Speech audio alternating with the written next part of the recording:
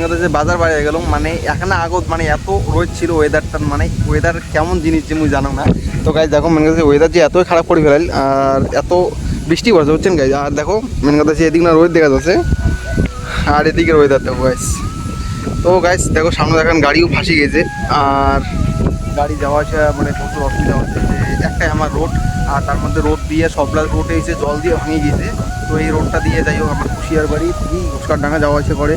তো গাইস এলা ভাবি হচ্ছুম যে এলা বাজার যাবি কি না। আর দেখো সাইকেল তার মধ্যে ছাতাও নাই। তো গাইস এলা যাই আমি বাজার দেখতে পাচ্ছেন বৃষ্টি পড়ে থেকে। তো গাইস তোমার একটা জিনিস দেখা যে এখন গাড়ির জন্য কতগুলো গাড়ির লাইন দৌড়িয়ে আছে বুঝছেন। দেখো না ও দেখো যে ওদিকে না মানে গাড়ির একদম পুরা লাইন দৌড়িয়ে আছে। তো ফাইনালি ভিজি গেলাম অর্ধেক ভিজি গেছো কি ভাই যান কি না আইছেন। তো দেখি পাচ্ছেন গাড়ি ভাজি গেছে না। তো দেখি পাচ্ছেন গাইস এখন গাড়ির জন্য মানে সবলা গাড়ি ফাঁসি যাচ্ছে বুঝছেন। তো অনেক ফাঁসিছে গাড়ি কেন যাই হোক গেলা উঠিয়ে দেয়।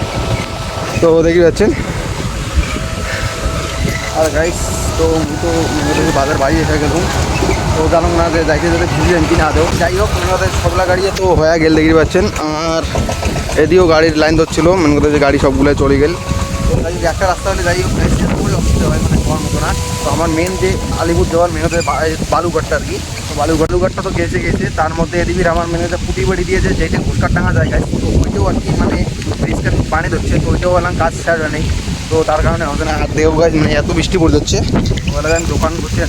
তো ভিডিওর মানে এখানে থাকি আর নেক্সট ব্লগে দেখা যাচ্ছে। সবাই ভালো থাকে।